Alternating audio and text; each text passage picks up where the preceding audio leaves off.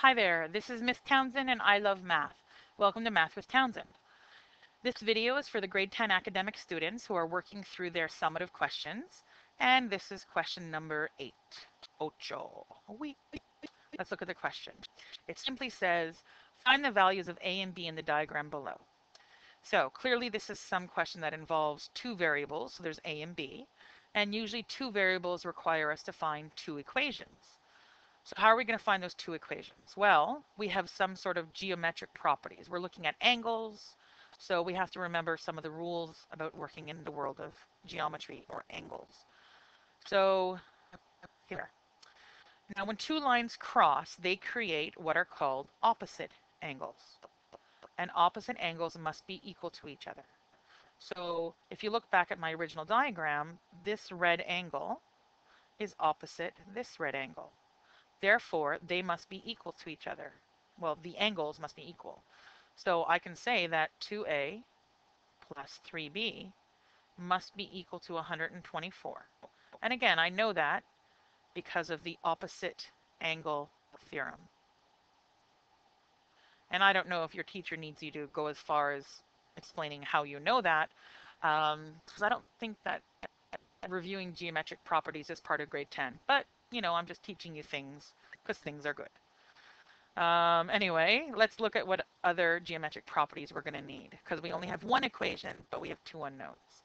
Another important principle, when you have a straight line, what you have technically is you have half of a circle, right? Here's a whole circle, and there's 360 degrees in a whole circle. Therefore, a half a circle, or a straight line, is 180 degrees. So this angle here, marked in green, plus this angle here, marked in green, must add to 180. And if I put that onto the original diagram, there they are. So this angle here and this angle here must add to 180. So let's write that down. So 3a minus 2b plus 124 must add to 180. So again, this angle plus this angle is 180. And technically the rule for that is called supplemental angle theorem. Where's my uh-oh, pencil not working. Let's see if we can fix this. Oh dear, deleted. Sorry. Okay, where was I? So the green angle plus the other green angle had to equal 180. And again, that's called the supplemental angle theorem. And supplemental is just a fancy math word for adds to 180. You may know the word complementary angles. They add to 90. Supplementary angles add to 180. And I'm pretty sure I've done some sort of horrible, egregious spelling error. But, Google it or something. All right. Anyway, the point is I now have two equations with two unknowns. So now we can start to do the grade 10 math, which is to solve for a and b. So again, let me copy down my formulas. So I have 2a plus 3b equals 124. We'll call that equation number 2. Nope, we'll call that equation number 1. Wow, Miss Townsend, what's going on with your brain? And then the other one said that 3a minus 2b plus 124 equals 180. And I'm going to rearrange it before I give it a name. And I just want this constant to combine over here. So subtracting 124 from both sides, I get 56. So that's what I'm going to call equation 2. So again, two equations and two unknowns, and all I want to do is solve. So how am I going to solve? Well, you have elimination or you have substitution. I personally really like to do elimination. So I'm going to try to make my b's have the same coefficient, because then I can easily eliminate by addition. And I prefer elimination by addition just because I'm better at adding than subtracting. It's just the way things are, I guess. So I'm going to make this into 6b, and I'm going to make this into negative 6b.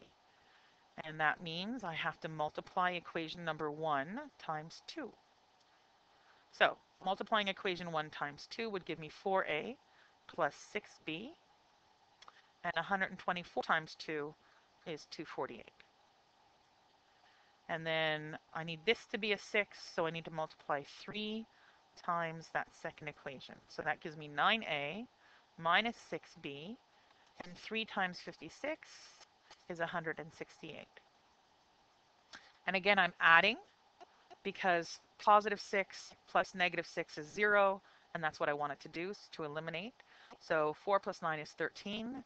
248 plus 168 is 336. And now I have one equation with my only variable being a. So if I divide both sides by 13, oh, oops, what did I do? So through the miracle of modern technology, I'm going to fix my boo-boo.